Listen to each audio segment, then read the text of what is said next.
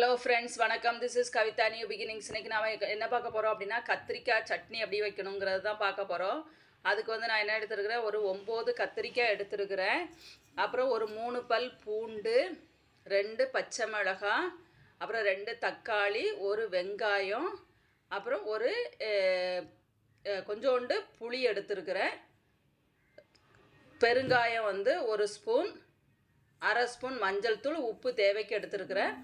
அப்புறம் கொத்தமல்லி, தாளிக்கிறதுக்கு தேவையானது கடுகு, உளுத்தப்பருப்பு, சீரகம் அரை ஸ்பூன், வெந்தயம் 3, காஞ்ச மிளகாய், அப்புறம் ஒரு 3/4 ஸ்பூன் சாம்பார் பொடி, கருவேப்பிலை, நல்லெண்ணெய் எடுத்துருக்கிறேன்.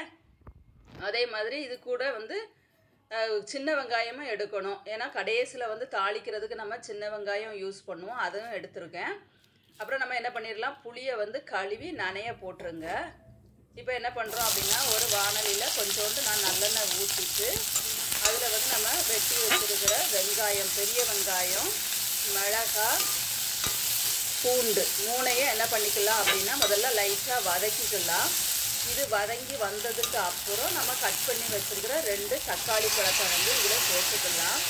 தக்காளி பழமும் கொஞ்சம் வேகணும். வெந்ததுக்கு அப்புறம் நம்ம என்ன பண்ணணும் அப்படின்னா, கட் பண்ணி வச்சுருக்கிற கத்திரிக்காயை சேர்த்துக்கலாம்.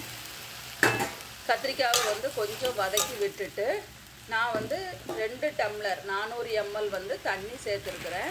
இந்த கத்திரிக்காய் கூட நம்ம என்ன பண்ணணும் அப்படின்னா, எடுத்து வச்சுருக்கிற சாம்பார் பொடி, பெருங்காயத்தூள், மஞ்சள் தூள் போட்டுடலாம். அப்படின்னா தான் இந்த மசாலா நல்லா வேகும். அப்படி இல்லைன்னா மசாலா வேகாது.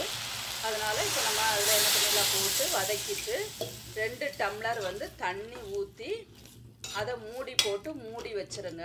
மூடி போட்டு வேக வைங்க. ஒரு 7 to 8 மினிட்ஸில் நல்லா வெந்துருது. அதை அப்பப்போ நீங்கள் எடுத்து என்ன பண்ணிக்கணும் அப்படின்னா, அடியில் பிடிக்காமல் கிளறி விட்டுக்கிட்டே இருங்க. அப்படி இல்லைன்னா அடி பிடிச்சிரும். இப்போ நல்லா வெந்துச்சு. வெந்ததுக்கு அப்புறம் நம்ம கரைச்சி வச்சுருக்கிற புளியை ஊற்றிக்கலாம். புளி ஒரு நெல்லிக்காய் அளவு போதும். இது பழைய புளிங்கிறதுனால உங்களுக்கு கருப்பாக இருக்குது. புது புளினா கொஞ்சம் கலர் வேறு மாதிரி இருக்கும். பழைய புளி யூஸ் பண்ணுறது நல்லது உடம்புக்கு. அதனால் நான் பழைய புளி யூஸ் பண்ணியிருக்கிறேன். அப்புறம் தேவையான அளவு உப்பு சேர்த்தாச்சு. உப்பு உங்கள் தேவைக்கு நீங்கள் சேர்த்துக்கோங்க. இப்போ என்ன ஆயிடுச்சு பாருங்கள், ஊற்றுனா கொஞ்சோண்டு எண்ணெயும், நல்ல எண்ணெயும் அந்த புளியும் சேர்ந்தோடனே நல்லா தெளிஞ்சு வந்துடுச்சு. இப்போ என்ன பண்ணிக்கலாம் அப்படின்னா, இப்போ ஸ்டவ்வை ஆஃப் பண்ணிவிட்டு நம்ம இந்த கலவையை மிக்ஸி ஜாரில் எடுத்துட்டு கொரன்னு அரைக்கணும். ரொம்ப மையாக அரைக்கக்கூடாது. மையாக அரைச்சா நல்லா இருக்காது. அதனால் நீங்கள் என்ன பண்ணுங்கள் அப்படின்னா, கொரன்னு அரைச்சிக்கோங்க. இப்போ சூடு ஆரம்பத்தையும் வச்சுட்டு தான் அரைக்கணும். அப்படி இல்லைன்னா மிக்ஸி ஜார் இதாயிரும். ஸோ இப்போ என்ன பண்ணியாச்சு அப்படின்னா, நம்ம கொரன்னு அரைச்சிட்டு ஆறுனதுக்கப்புறம் கொரன்னு அரைச்சிட்டு வந்தாச்சு. இப்போ என்ன பண்ணலாம் அப்படின்னா, வாணலியில் ஒரு 3 ஸ்பூன் எண்ணெய் ஊற்றிக்கோங்க.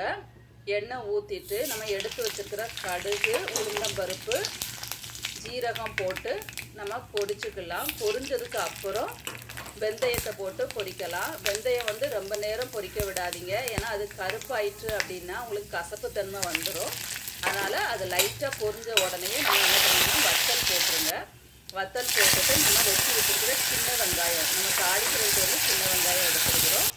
சின்ன வெங்காயத்தை போட்டு கொஞ்சோண்டு கருவேப்பிலையும் போட்டு நீங்கள் வதக்கிக்கோங்க. அது பொன்னிறமாக வந்ததுக்கு அப்புறம் நம்ம அரைச்சி வச்சுருக்கிற விழுதை சேர்த்துக்கலாம். இந்த விழுது கொஞ்சம் தண்ணியாக வேணும்னு நினைக்கிறவங்க இன்னும் கொஞ்சம் தண்ணி சேர்த்து ஒரு கொதி வச்சிங்கன்னா நம்மளுக்கு போதும். ஏற்கனவே நல்லா வெந்துருச்சு எல்லாமே. கொஞ்சம் நம்ம தோசைக்கெல்லாம் கொஞ்சம் ஊற்றி சாப்பிடணும். நான் துவையல் மாதிரி வச்சு சாப்பிட்றதுக்காக இப்படி பண்ணியிருக்கிறேன்.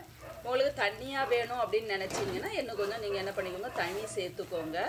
இதில் அதுக்கப்புறம் கடைசியாக கொத்தமல்லி தலையை சேர்த்துட்டு நீங்கள் இறக்கிடலாம். இது தோசை, இட்லி, சாதத்துக்கு, சுடு சாதம் எல்லாத்துக்குமே நல்லாயிருக்கும். நான் இன்றைக்கி லெமன் ரைஸ் வச்சுருந்தேன். அதுக்கு கூட சூப்பராக இருந்துச்சு. ஓகே ஃப்ரெண்ட்ஸ், இந்த வீடியோ பிடிச்சிருந்ததுன்னா லைக் பண்ணுங்கள், ஷேர் பண்ணுங்கள், சப்ஸ்கிரைப் பண்ணுங்கள். நம்ம வீடியோ உடனே வரணும்னா பெல் ஐக்கானை ப்ரெஸ் பண்ணிக்கோங்க.